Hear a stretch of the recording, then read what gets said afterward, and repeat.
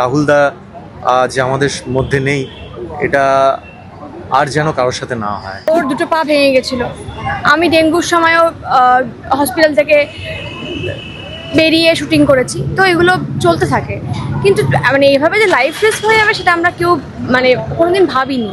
লীনাদির house বা যে কোনো প্রযোজনা সংস্থা এরা অনেক বছর ধরেই কাজ করছে, তো আমরা ওইভাবে বলতে পারি না। ডেফিনেটলি প্রফেশনালি কাজ না করলে এতগুলো প্রজেক্ট করতে পারতো না। আমরা সত্যিটা জানতে চাই যে রাহুলদার সাথে ঠিক কী হয়েছে এক্স্যাক্টলি। আমাদের সেফটি, ও যেটা বললো যে আমাদের জীবনের থেকে মূল্যবান তো কিছু হতে পারে না।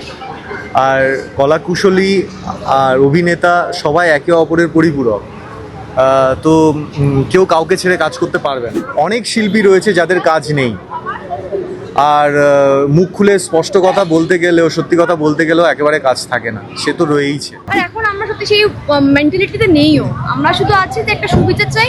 রাহুলদা কিভাবে আমাদের মাঝখান থেকে চলে গেল সেটা জানতে চাই ব্যাস। অনেকগুলো মিটিং আছে, আমাদের যারা সিনিয়র রয়েছেন, সিংহভাগ অভিনেতা অভিনেত্রীরা রয়েছেন, সবাই সেটা নিয়ে আলোচনা করবেন। ফেডারেশনের সাথে মিটিং আছে, ইম্পার সাথে মিটিং আছে। আর এটা হঠকারিতায় এরকম সিদ্ধান্ত নেওয়া সম্ভব না।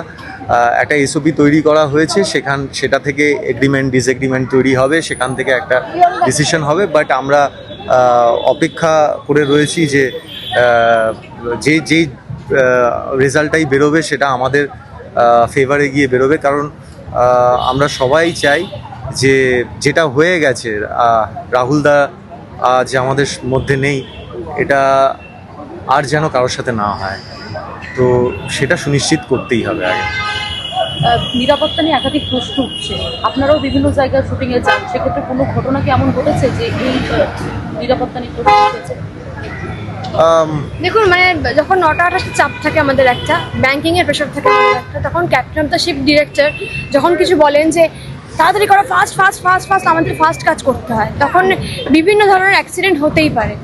যেমন রুবেলের এমন হয়েছিল যে অভিনয় করতে করতে ওর দুটো পা ভেঙে গেছিল। আমি ডেঙ্গুর সময়ও হসপিটাল থেকে বেরিয়ে শুটিং করেছি, তো এগুলো চলতে থাকে। কিন্তু মানে এভাবে যে লাইফ রিস্ক হয়ে যাবে সেটা আমরা কেউ মানে কোনোদিন ভাবিনি। আমি জানি না কেন এরকম হলো। আমরা সত্যিটা জানতে চাই যে রাহুলদার সাথে ঠিক কী হয়েছে এক্স্যাক্টলি। কর্মবিরতি হলে তো অনেকের মানে এই যে কলাকুশলীরা রয়েছে তারা তো ডিপেন্ডেন্ট রয়েছে, কর্মবিরতি চললে তাদেরও তো একটা সমস্যার সম্মুখীন হতে চলে। হ্যাঁ, কিন্তু থেকে বড় তো কিছু নয়। একদমই তাই। এটা আজকে এই এত বড় একটা মিটিং হওয়া, যেখানে আমরা সবাই উপস্থিত রয়েছি, এটার একটাই উদ্দেশ্য, সেটা হচ্ছে আমাদের সেফটি। ও যেটা বললো যে আমাদের জীবনের থেকে মূল্যবান তো কিছু হতে পারে না।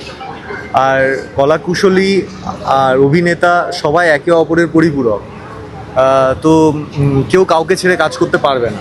আমাদেরও কলাকুশলীদের মান রেখে আমাদের কাজ করতে হবে, ওদেরও তাই। তো সেক্ষেত্রে সহযোগিতা করবে সবাই। এখনও অবধি আমরা দেখছি এখানে কলাকুশলীরাও রয়েছে, সবাই সহযোগিতা করছে নিজের নিজের দিক থেকে। রাহুলদার মৃত্যু দিয়ে একাধিক মানে মন্তব্য উঠে এসেছে, যেখানে অসঙ্গতি পাওয়া যাচ্ছে। কোথাও গিয়ে বলা হচ্ছে কাজ না পাওয়ার একটা আশঙ্কা, সেই জন্য নানা রকম সমস্যা। এরকম কি ইন্ডাস্ট্রিতে রয়েছে, কাজ না পাওয়ার ভয়ে মানুষ সত্যি বলছে না? হ্যাঁ হ্যাঁ, প্রচুর। এ তো আছেই, প্রচুর হচ্ছে, ডেফিনেটলি আছে। কাজ হারানোর ভয়, কাজ না পাওয়ার ভয়, সত্যিটা চেপে যাওয়া। কারণ আমাদের ইন্ডাস্ট্রিতে কাজের পরিসংখ্যান অনেকটাই কমে এসছে, আর সেখানে বিভিন্ন ফরম্যাটে এই কাজের পরিমাণ অনেকটাই কমে এসছে। সেখানে অনেক শিল্পী রয়েছে যাদের কাজ নেই, আর মুখ খুলে স্পষ্ট কথা বলতে গেলেও, সত্যি কথা বলতে গেলেও একেবারে কাজ থাকে না, সে তো রয়েইছে। লীনাদির হাউস বা যে কোনো প্রযোজনা সংস্থা এরা অনেক বছর ধরেই কাজ করছে, তো আমরা ওইভাবে বলতে পারি না। ডেফিনেটলি প্রফেশনালি কাজ না করলে এতগুলো প্রজেক্ট করতে পারতো না। যে বলেছেন, যে অভিনেতা এই মন্তব্য করেছেন, তিনি হয়তো ব্যক্তিগতভাবে অনেক সুযোগ সুবিধা পেয়েছেন, বা আগামী দিনেও আমরা ওই প্রযোজনা সংস্থার সাথে কাজ করি, বুঝতে পারবো যে হ্যাঁ কতটা সুবিধা পাওয়া যায়। এক্স্যাক্টলি। উনি ভালো লেখিকা আমরা ডেফিনেটলি জানি, কিন্তু ওনার হাউসে আমরা কাজ করিনি এখন। তো আমাদের ব্যক্তিগত অভিজ্ঞতা নেই।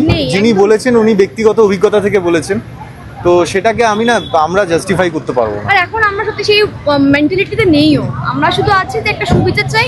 রাহুলদা কিভাবে আমাদের মাঝখান থেকে চলে গেল সেটা জানতে চাই ব্যাস। একদমই তাই।